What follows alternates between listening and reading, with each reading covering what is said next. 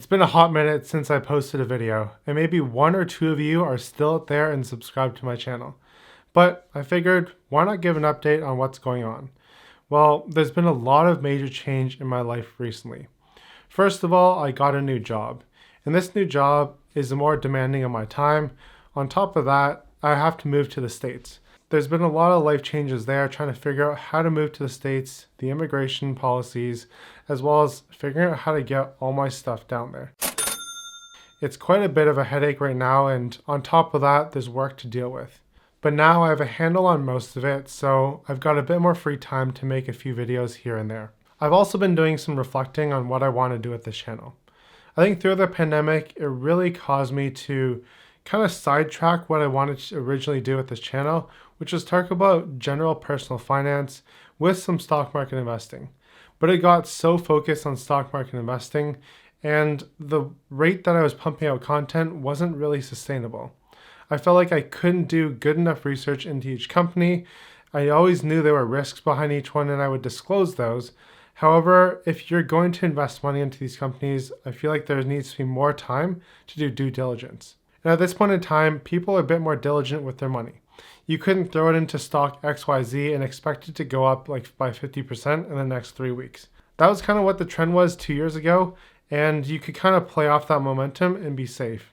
If you've been watching the stock market recently, you'll notice that businesses have taken a huge hit on their valuation. But these minor corrections are always bound to come. If you want to find the most successful businesses though, you have to do your reading. And a good place to start is just reading articles online. One of the great resources that I found throughout my investing journey for Canadian stocks especially is Cantech Letter. And the reason why Cantech Letter works for me is because I was interested in Canadian growth stocks and technology companies. Cantech Letter focuses on these types of stocks where they write articles, quote analysts, and give you data on lesser known stocks out there. If you're looking for articles on stocks like Well Health, like I'm interested in, Cantech is your place to go for that. You're not going to find the big news outlets really writing about this company, nor are they going to interview the CEO. In fact, Cantech recently interviewed the CEO of Well Health Technologies and posted it on their YouTube channel. So you should go check that out. If you're interested in staying up to date on Canadian technology stocks, then consider signing up for their free newsletter with a link down below in the description. Now I figured I'd do a short-term outlook on the stock market because right now my time horizon is a little bit more short-term. So with the layoffs happening in tech and me being an investor who likes to invest in tech, am I worried that these tech stocks are going to continue to plummet even further? Well, there is a slight worry there, of course, because no one can predict the future. However, if we look at these layoffs and we look at the number of people laid off, we've got around 200,000 people reported to be laid off in the past half a year or so. However, if you look at the entire labor market, will these tech layoffs cause a recession? Well, I don't think so. Looking at the current employment levels, there's about 160 million people in the States that are employed. If you compare that to the 200,000 that are laid off, that's about 0.1 or 0.2% of the workforce that was laid off. That's a fairly insignificant amount. Now, yes, granted, these employees were earning, salaries that are 3, 4, 5, or 6 times higher than the average person. However, they've also got pretty nice severance packages. So their severance packages, if you look at Google, Facebook, Amazon, or Meta, usually range like for 16 weeks as a minimum, plus about 2 weeks for every year of service. So most of these people have at least 4 months of safety, and a lot of them probably have like 5 or 6 or 7 months. So for now, those people aren't going to be panicking for cash.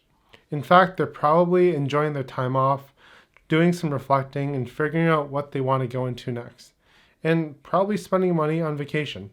At the same time, I also feel like there's going to be jobs that pop up which these people who are laid off could fill.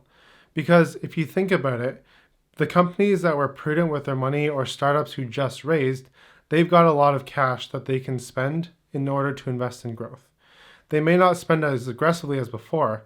However, they know that there's a huge supply of tech workers out there, so they can actually get those workers for a lower salary. The wage market follows a simple principle of supply and demand. If there's fewer jobs and more people wanting a job, then the price that companies need to pay to get those people employed is less. That was the reverse for the past 2 years though, where companies were fighting for talent. The only sector that might get hit about 6 months from now is the discretionary sector. That's if these workers who got laid off, they don't actually go back to work and they have to start really penny pinching.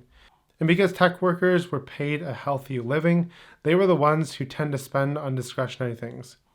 Things like, fancier clothing or going out for nicer meals. I think they're still going to spend on travel, but there might be a slight cutback there. There's also things like furniture or, higher end items. Those kind of brands that have a premium on them, they might take a bit of a hit with this tech worker layoff. But I did mention that I don't think travel will be hit. And that's pretty obvious when you think about it. The world has been shut down for the past 2 or 3 years, and there's a lot of pent-up demand for people who didn't get to take vacations for the past 2 years. So they're going to be taking those in 2023. And I think analysts and everyone else knows that. And that's why airlines continue to be backed up and having a lot of delays here and there.